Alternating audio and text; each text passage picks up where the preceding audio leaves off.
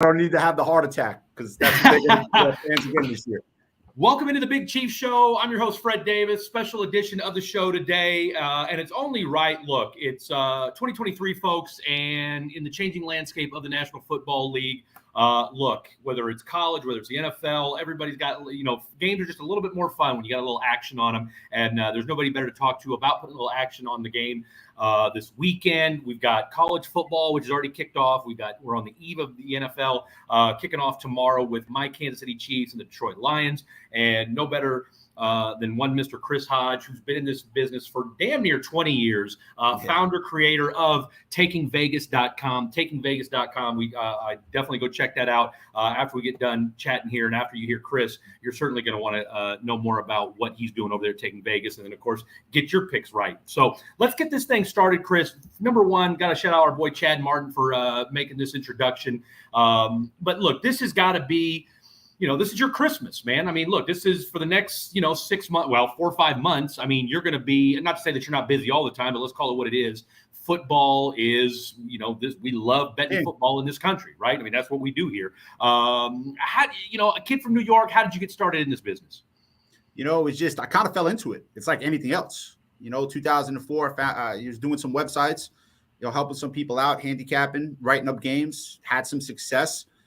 American dream is to not work for anyone, right? So when I, saved up some money and had, 4 or 5 years down the road and learned and had experience, plus had success with games, I was winning more than I was losing, had a good client base, just said, to heck with it. I'm going out on my own, do this thing the right way.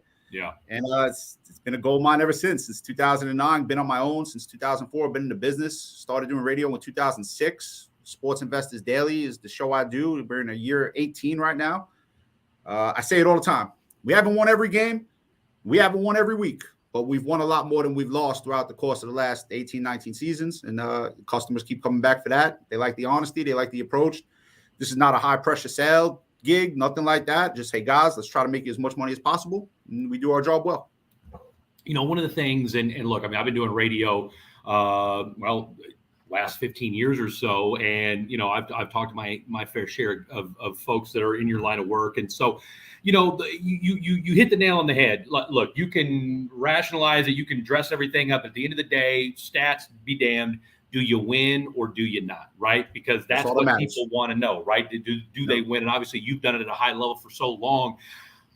What is that, the movie that jumps to mind, the one movie that kind of jumps out for me is the movie with Matthew McConaughey and Al Pacino. For the morning. What have you ever gone through a period like that where, things were a little rough for you? And how do you stay? Because look, gambling has got to be sports gambling has got to be the one thing where you can't get too high or too low mentally. Otherwise, it could be a disaster. I actually feel like my personality is perfect for it. You almost have to be emotionless. You're going to look. Last week we went 2-1. The game we lost was South Florida, who was covering all game. Quarterback gets the ball ripped out of his hand, scoop and score the other way, or whatever you want to call it. And you don't cover a game, but that's just, we've won games like that too. So, let that go. In terms of the movie you referenced, have I ever had a losing streak that bad? No. Have I ever flipped a coin to win a game? No. That stuff's ridiculous. But, you do go through stretches, a week here, 2 weeks there, where you a couple bad beats, but you just have to let those go. This is gambling, and there's an inherent risk, okay? Yeah. I say it all the time. If I were to gamble on 9 or 10 games a night, I would lose. Yeah. That's what they want you to do, right? But we don't have to do that. We can pick and choose. That's the beauty of it, right? Yeah. So I don't consider myself a gambler. I'm going to wait for the moment to bet, and then I'm going to play that game. So doing it that way, you're able to not go through those, peaks and valleys where it's high and then low. No, stay consistent, grind out profits, have a good money management system. And if you do it that way, you'll have success. What's kind of your process for? You went 2-1 this last week. Like you said, you would have gone 3-0 had not for the backdoor cover for, like you said, that's the highs and the lows of sports where, again, you're feeling good all game. And then, like I said, a reality, a guy, freakish deal, loses the ball, boom. We've seen it. We've won that way too. What's kind of your process for how you and your team, and you specifically, how you look at what games you're going to decide to place wagers on for the week? I mean, so we have 15 guys here that are employed full-time to, research games, get into the local newspapers, read articles, find out injury reports, nothing that's not posted to the general public, but things that the general public does not have the time to do. Sure. A normal layperson works 40, 50 hours a week, goes through a commute, deals with their family, lives that life, which is the right way to do things, and then wants to sit down on Saturday and Sunday and gamble, and they really don't know who to bet on. We spend all week, going through everything, going through line movements, money movements, all this. And, we feel like with the team that we have here and the hours that we put into it, you think about it, 15 guys, 40 man hours a week, that's 600 man hours a week studying these games. So that's the advantage we try to give people. Again, doesn't mean you're going to win 100% of the time, but very rarely do we get blown out of a game. Very, very rarely. And we've won a lot more than we've lost throughout the years. The record proves it. And, that's why we've been on radio for 18 years and dealing with these lawyers. I got to send them the games every week. So it's like, this is what they get. So the last 18 years have been really good. Just hard work goes into it and, doing things that the general public does not have the time to do. Two games that really kind of stood out to me this past weekend, Colorado being a 21-point dog to TCU. And that was one of those games to me where, look, I don't do near the research that you guys do, but And on one hand, I get it, all the roster turnover, but at this, but when you take a deeper dive, it's like, hey, it's Dion. It wasn't like he brought schmucks into that Colorado program. And when you look at everything that TCU lost, I could still see them being a favorite, but 21 points seem pretty extreme to me. Yeah, I mean, well, sometimes they're wrong, right? Sometimes Vegas makes a mistake. Look, if you look at this is a true stat. If you look at the numbers like we do, 8% of the games in football, you take college and pro, 8% of the games land within 1 point either which way. They're generally off by more than 5 to 7 points in 57% of the games. All the line is there to do, all the point spread is there to do is to make people believe that Colorado could cover plus 21 or TCU should blow them out. That's all they're trying to do. In that particular case, they were wrong. The public made money, but now you come back like this game this week, right? Everyone in the world is going to be on Colorado, right? And I'm not on the game either which way because you still don't know what Colorado is. Nebraska creates ways to lose. They have for the last 5 years. So, right. So it's a tough game. Just looking at it from a fan, not in my industry, just a fan, I would think Colorado wins the game. Yeah. But it's a tough situation because they look that easy. And in gambling, when it looks that easy, it never is. So, yeah, I would like to see them, go a couple more weeks, see where they're at. Maybe they get by this one. I think they got Colorado State on deck after that. And then you get into Oregon and USC. And that's when it gets interesting for Colorado. But to answer your original question, I went off a little bit here. Sometimes the odds makers and sometimes Vegas, they're just wrong. And they were just wrong last week. Would you say they were wrong too? And I mean, obviously the result proved it. Did you see Duke being a 12.5-point dog to Clemson on Monday night? So at the end of the day, right, what were you going to make Clemson in that game? Clemson was always going to be the favorite in that game. Sure. At Clemson, they have the name brand. Should they have been a 2-touchdown, 13-point favorite? Maybe not based on a result. However, see that we looked at the final score, right, 28-7. What people forget is that team was inside the 5-yard line like all night long. Yeah, so if they don't fumble, if they don't screw up, if they don't jump off sides, maybe they put a couple of those in the end zone. Now I know Duke fumbled the punt when the kid tried to pick it up near the sidelines. Yeah. But, Clemson does things right inside the 5. They're probably right around that number. But they don't. It goes the other way. And, Duke wins the game by 21. And it's a common mistake people make in gambling. They look at the final score rather than look at how that final score got there. Yeah. The Colorado game, TCU was never, ever going to beat them by more than a touchdown if they won the game. That's wrong, right? Dead set and simple. Clemson, if they don't fumble inside the 5, they're probably going to win that game by about 2 touchdowns. And, they just didn't make the plays inside the 5. Well, no, you're exactly right. I mean, they had 3 possessions inside the 20-yard line that, like you said, two turnovers and a missed field goal, right? And that's a 17-point swing right there. Plus, you had the fumble that went the other way that they scored a touchdown on the drive. So that's a 14-point swing. So, turnovers are things you cannot predict in gambling. Turnovers and injuries. Can't predict them. They happen. Clemson was always going to be favored in that game. And Duke just played a good game and won the game. When you do you tend to stay away from the bigger matchups just for the simple fact that there are so many different factors that can swing a game one way or the other? I mean, like the UT Texas game, or excuse me, the Texas Alabama game this weekend. Is that a game that, like I said, put your betting hat on versus putting on your fan hat? Tough game there. Alabama has some injuries in the secondary. Texas had them dead to rights last year. Yeah, they really should have won that game. Alabama comes and makes a couple plays there at the end. Bryce Young. But the thing with Bama right now that you have to be careful of is, again, name brand, right? How good is their quarterback? Okay, yeah, he had 3 touchdown passes last week and 2 touchdown runs, but you still don't know what their quarterback play is just yet. And they have some injuries in the backfield, the defensive backfield. Saban's going to have them prepared, but, Texas is a good team. So I think that's another game, TV game, highest profile game of the day, right? Everyone's going to want to watch it. But, you look at a game like Ole Miss and Tulane, right? Now that total, I'll give a free pick right here. That total is at 64.5. Okay. That game is supposed to fly over the total. Ole Miss is supposed to put points on them. Tulane can score as well. The last 2 weeks we went with over in the USC game. It was right around the same number, mid-60s.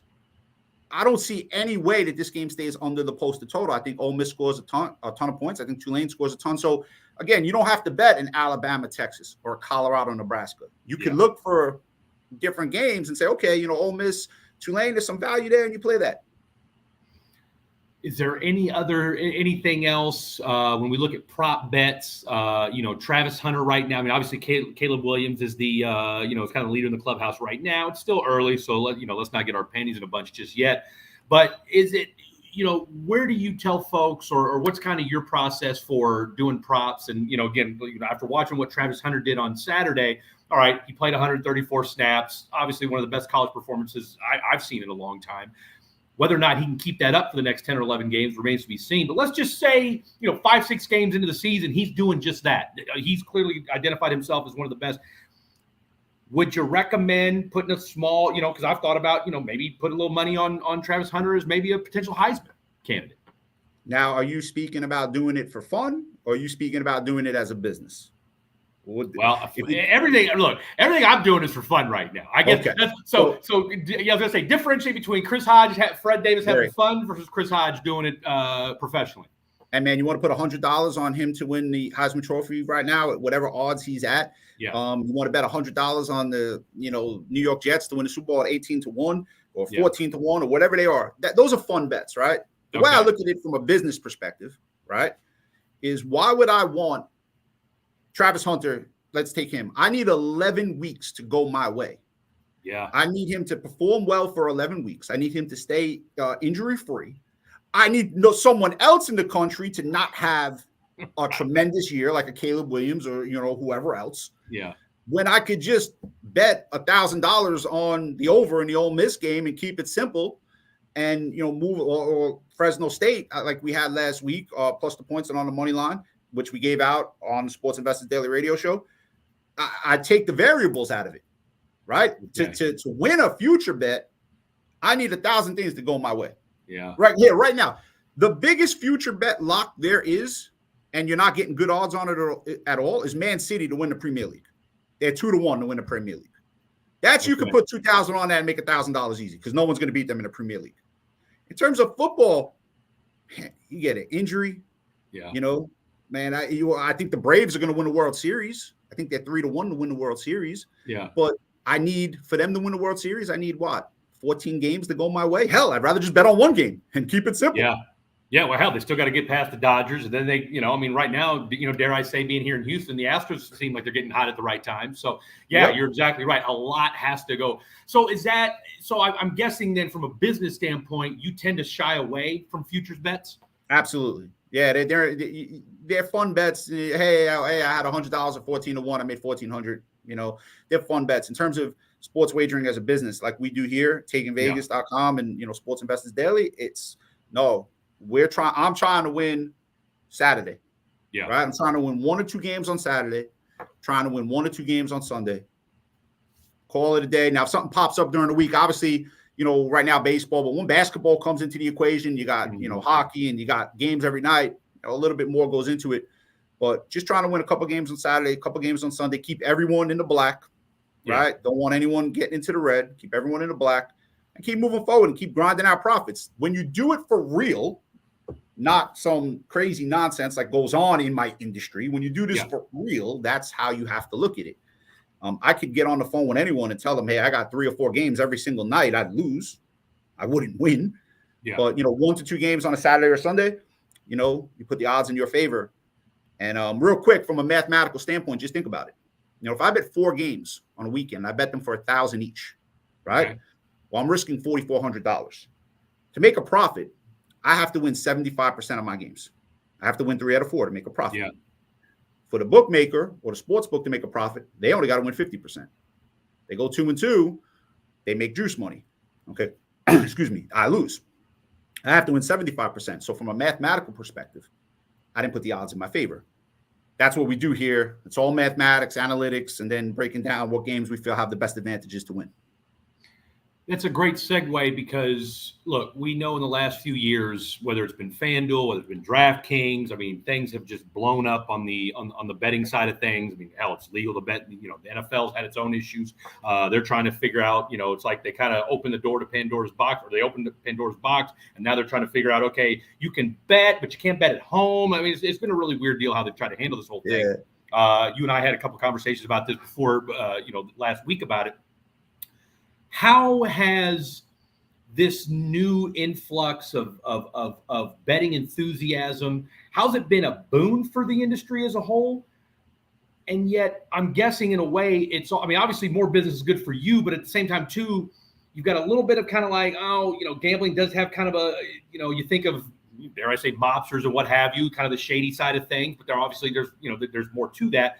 But I got to imagine too, though, when you've got this influx of gaming and what have you, it lets the folks like Chris Hodge and takingvegas.com, the cream does eventually rise to the top. So that way you've been able to kind of separate yourself from the folks that are the Johnny-come-lately, so to speak. Well, if you look at it, the new influx of bettors, they're younger kids, right? They want to bet parlays. They want to bet those future bets that you mentioned earlier. 8, 9 team parlays that, the one you hear about winning, there's a million that you don't hear about that lose. The one you see on Instagram, right? The one winner, right, the one betting slip that won. Right. And good for, and that's what they want to do. That's great advertisement for them, because they might have lost 100,000 on one, but they won 500,000 on the others. So they don't tell you about that. Right. Honestly, nothing has changed for me. Literally nothing. Okay. It is the same as it was in 2006 as it is in 2023. I'm not trying to win. I maybe I give out 2 or 3 parlays a year, maybe, because they're hard to win and the odds aren't in your favor. One game, as much information that we can come up with on a particular game in terms of injuries, line movements, where's the money going, weather, we handicap the officials. Are officials more prone to throw pass interference? Are they more prone to throw holding? This is all stuff like in baseball. We look at the umpires, wide strike zone versus small strike zone. Wider strike zone, games with wind blowing in, you could probably bet an under. You have a good advantage there. Smaller strike zone, wind blowing out, you might want to bet an over. These are the type of things we look at every single week. That's what we handicap. That's what we do. And again, nothing has changed in terms of our philosophy. 1 or 2 games, here or there for a weekend. Bet it for as much as you're comfortable with. We tell people, don't get out of your comfort zone, right? Don't bet what you can't afford to lose. Do not do that. We don't recommend that to anyone. Use it as disposable income. Play smart. If you have 10,000, put 1,000 here, 1,000 there, and build it up. And then when you get to 20,000, now you put 2,000, build it up. So nothing has changed from that. There's a lot more young guys that are betting right now. They really don't have a clue what they're doing, and that's why FanDuel and DraftKings will always be in business. Yeah. Simple. Is that and I guess, is that something where, do you see, is it something where maybe as those guys get older and maybe mature a little bit, they start coming to takingvegas.com, or is it, how can you get that younger voter? How can you get that younger gambler? And because obviously there's an education to what you guys are doing versus you may not get on a FanDuel or DraftKings. Yeah. I mean, it's just the product, right? Okay. The product has to win. It's like anything else, If you go to a restaurant and the food sucks, well, you're probably not going to go back. Going back. Right. So it's just a product. You said it, I think, in minute 1. It's all about winning. Mm-hmm. That's all it's ever been. That's what life is. Are we winners or are we not? And we tell our customers, hey, you give us a month and we don't win for you, you should fire us. Why would you stay with us, right? But if you give us a month and you let us do our job and you give us a fair opportunity, our retention rate is 97%. And of the 3% that we don't retain, I would say 2% of those guys, they just can't not bet on their own. What we win for them, they got to bet during the week and they lose, and then it's just not worth it to have us, right? Our retention rate is 97%. We treat people with respect. We get the job done. We don't win every game, but we win, like I said, a lot more than we lose. All right, we'll start wrapping this thing up. Again, we saw a major movement line-wise yesterday. We heard the news about Travis Kelce. That was a 6.5-point spread. It's down to 4.5 in some cases. Again, a 2-point swing. Do you see that? I mean, I think it's pretty. The Chiefs are saying they haven't said anything about it being a game-time decision, but I don't see any situation where the Chiefs are going to play him tomorrow. Do you see that line changing much between now and 7:20 tomorrow? I mean, it's not going to go any lower than that because then you got a middle. You could have put, Detroit bought them up from 6.5 to 7, and then you can buy Kansas City down to 3.5 for 3. Now, so Vegas not going to do that to themselves. But yeah, I can't remember the last time we released the NFL Open the night. It's an emotional night. You look at Kansas City, your guys over there, their best defensive player is probably not playing. I don't know if he's not playing tomorrow. Right. And then Kelsey's out or probably out. But the Lions are the Lions. How could you trust them? What have they ever done? So it's just one of those games, you enjoy football, kick back, get some wings, have a beer, have some fun, study the game, and then we move on to Saturday. Well, let me ask you, and then I guess, here Fred's going to put his fun hat on. You got a 53 over-under. I've got, that's tomorrow's one of those games where, look, I could see it being but I guess this is where it comes into play, right? Where I could see it being like a 27-24 type score, which I guess that would, do you take, because it's the first game of the year, would you skew under just for the simple fact that the defense is typically a little bit ahead of the offense, or because it's Pat Mahomes and Jared Goff and you've got two defenses that really were just okay last year, do you roll the dice and say, you know what, I think we might see some points tomorrow night? I mean, the over is always a popular bet, right? Most people are inherently good. They like to root for both teams, but sometimes overs are overvalued. Sometimes they bump them up 2 or 3 points. Like I said, tomorrow is going to be one of those nights where football's back, so all the married men and all the guys who have girlfriends, they're going to end up in fights because all we're going to be doing is watching the game. Absolutely. And that's it. Absolutely. That's all it is. It's a fun night. And, but in terms of, wanting to bet it and make money, it's a game I would stay away from. I would just enjoy the game for what it is. Kansas City celebrates another Super Bowl championship. Good for you guys. Good for them. They're the class of the league the last 4 or 5 years. They got the best quarterback in the world right now, and they got a quarterback who, if he stays healthy, he's going to be in the greatest of all time conversation.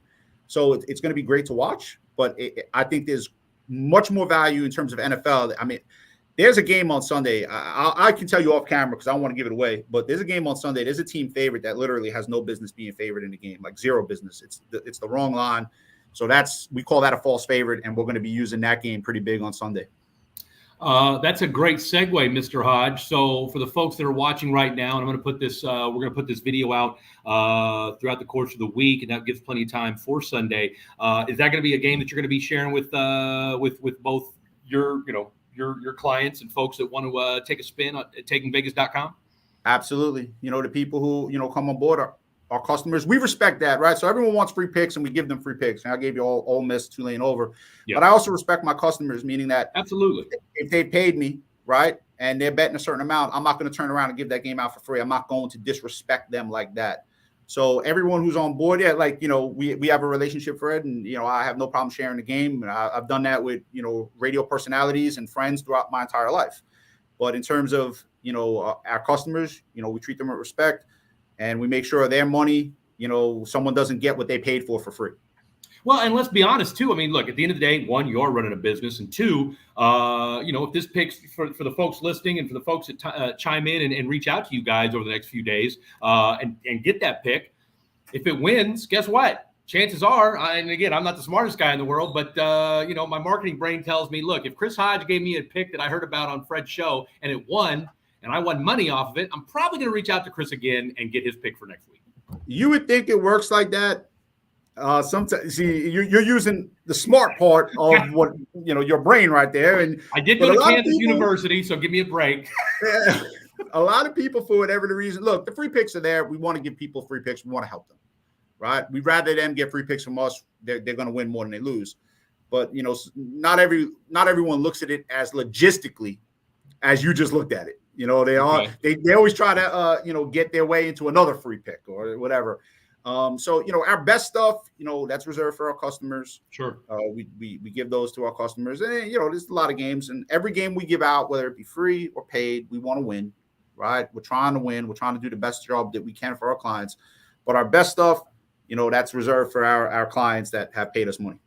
As it should be. All right. Tell the folks at home where they can find Chris Hodge. And, of course, I'll share the number as well. But where can they find Chris Hodge, and what's the best number and or website to go to so they can, become a Chris Hodge Taking Vegas client and start, padding their bank account a little bit over these next few months come football season? They can just go to takingvegas.com. Very simple there. Very self-explanatory. We have 6 really talented handicappers on that website that are doing a tremendous job. We have free picks all over the place. I do videos, Instagram stuff, just giving out free picks, not trying to be a crazy celebrity, just trying to win more than we lose. For anyone who wants to call us, it's 888-9-WIN-NOW, which is 888-994-6669. We'll have a free pick on Saturday. We'll have a free pick on Sunday. I don't believe we're going to have anything. I don't know when you're going to post this live. I know we're doing it on Wednesday. I don't know if we're going to have anything on Thursday or Friday. I can't tell, but I know we have something on Saturday or Sunday. If people want to call in and get that, they're more than welcome to. But the easiest, fastest way is takingvegas.com. They can sign up for the email list. We send them out emails with games. And, at the end of the day, like I said, the most important thing is just win more than you lose. Win more than you lose. And, of course, you're at Taking Vegas on both Twitter and Instagram as well. Yes, I have someone running that for me. He does a great job. We try to put as many videos and messages out as possible. I do a lot of recording, as you do, throughout the course of the week. So we're on radio all throughout the country in all the legal gambling states. So it's hectic, but we're here to make people money. And there's no better feeling than making a guy $10,000 or $20,000 over the course of a weekend. That always excites us, and we know it excites the customers. All right, real quick, best gambling movie. I mentioned 2 for the money, and we can throw in poker movies as well, because obviously come on, man, come on. Can't talk about rounders. We can't mess. The best gambling movie ever is Let It Ride. Okay, Let It Ride. Richard Dreyfuss and Let It Ride. That is one of the funniest gambling movies I've ever seen. Rounders is great. 2 for the Money, really, really well done. What people don't know about that movie is most of it is actually true. Really? Yes. Most of that movie, almost all of that movie was actually true. So that's what makes like that a true movie. Story? Most of it. Yeah. Most of it. Now, have you ever met Matthew McConaughey or had anybody connected with the movie? Or I have. Fair enough. Okay. I like that little tinge of mystery right there. I appreciate that. All right. So Let It Ride. Where's Rounders at for you in the, I'm not a big poker guy. I'm not a big cards guy. I hate that game. I hate when you I hate we did everything right in South Florida and found a way to lose that game. That drives me crazy. So I hate playing blackjack and you hit when you're supposed to, stay what you're supposed to. You got some moron next to you, does everything wrong and just costs you money. And poker, you can do everything right. You got some idiot that calls you on a draw or whatever. So I'm not a big poker guy. And and these casino games, 3-card poker, roulette. I mean, these are all games of chance. I don't even like fantasy sports. I can't stand that either. Really? I can't stand it. I like simple. I got a game today on a Saturday or a Sunday that I believe I have an advantage in. Let me put my money on that, and let the chips fall where they may. Are you telling me right now, Chris Hodge, Taking Vegas, 20-year veteran of this business, does not have a fantasy football team going into the 2023 NFL season? I have one that my son talked me into. Well, so I had to do it for him. Now he's better at this than me. I'll tell you the truth, because he talked me into paying for him, and if he wins, he keeps the money. So I don't know how that worked. I can't even get the money I put out. Yeah, so he did a better job than me.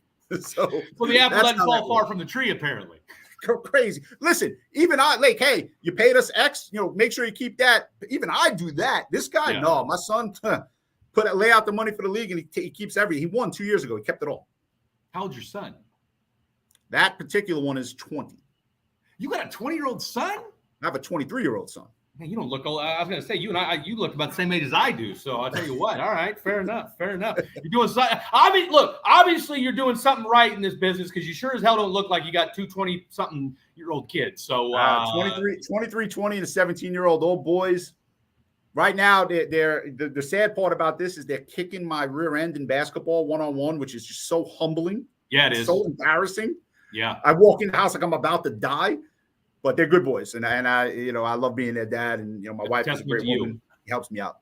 Hey, that's a testament to you, my friend, and obviously you're doing something right. TakingVegas.com, that's the website. Taking Vegas on both Instagram as well as Twitter. I can't say enough for you jumping on. I definitely want to do this again. And folks, like I said, I've been doing this a lot of years, and I'll tell you what, Chris Hodge is as good a human being as there is in this business, radio, sports, whatever you want to call it. So go to TakingVegas.com. Jump on board. You will be glad you did. Follow Chiefs Studios. And, of course, we'll be on tomorrow, post-game show, Chiefs Lions. We're looking forward to it, and hopefully you will be too. For Chris Hodge, I'm Fred Davis. Thank you guys for tuning in. We'll see you next time.